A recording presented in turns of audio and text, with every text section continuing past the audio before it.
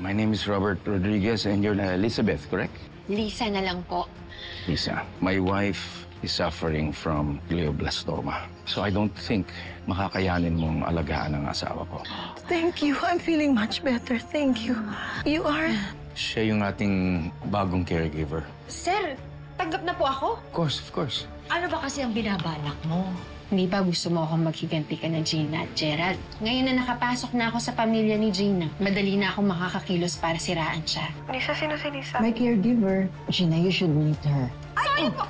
Naku po! Ayoko mamatay ang asawa ko pero wala akong magawa, Lisa. Sir, kailangan niyo pong maging matatag. Sir, ibuhos niyo lang po sa akin lahat. Sir, hindi ko po kayo pababayaan. Aalagaan ko po kayong dalawa ni Ma'am Minda. Ma'am! Sige, nasa hospital si Ma'am! My water bag broke.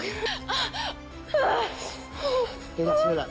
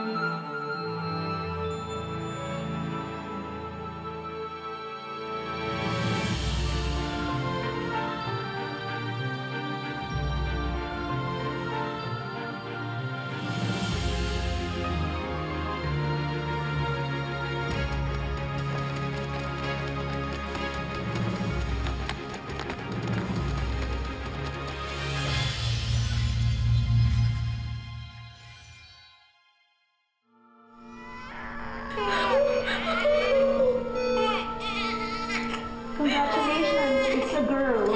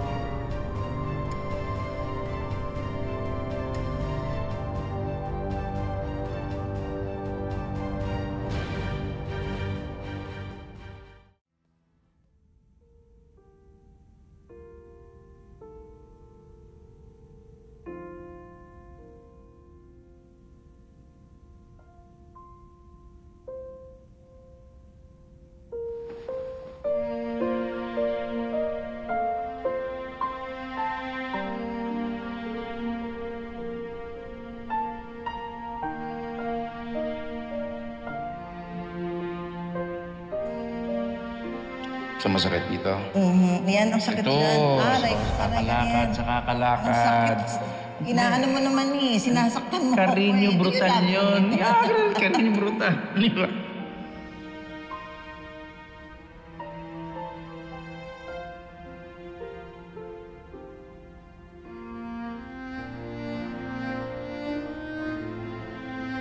Ayoko kasing ma-burden pa kayo eh. Ikaw, Gerald, si Gina, at marami pang tao. Wala na tayong magagawa. This is my fate. Kailangan na lang nating tanggapin.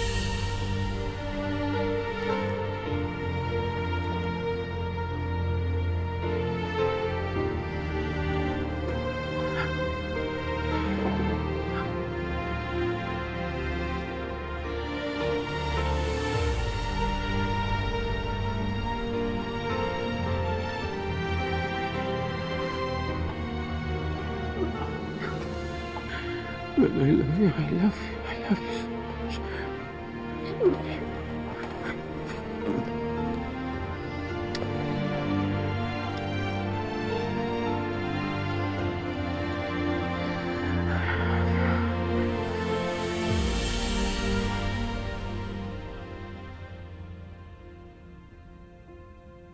Dahil premature yung baby natin, kailangan niya muna mag-recover sa neonatal intensive care unit.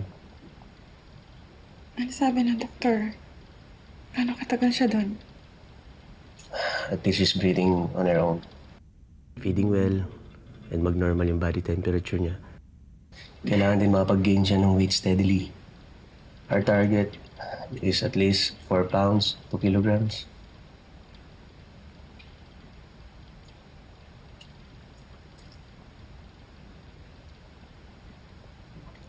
Matagal pa pala siya doon. Okay lang yun, mahal. At least stable na baby natin. Huwag na mag-alala. Ano ba? Magiging okay baby natin. Cute-cute niya na kamukha mo eh.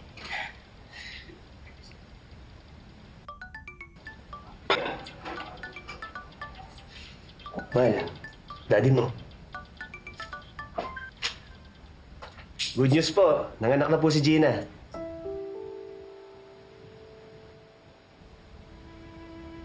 Man. Dad? Gina, wala na ang mami mo. Iniwanan kita. What?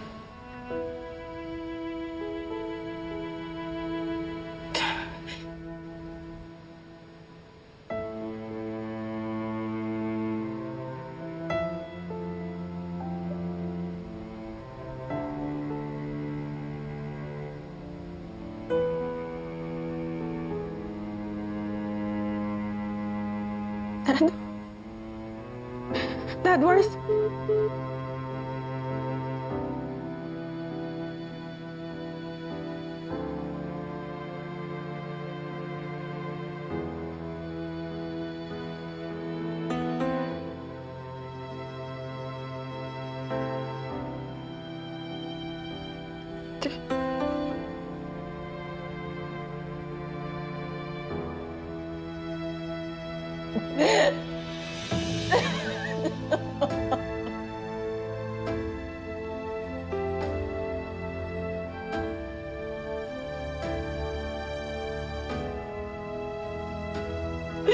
No. It's not true. It's not true. It can't be true. It can't be true. It can't be true. No.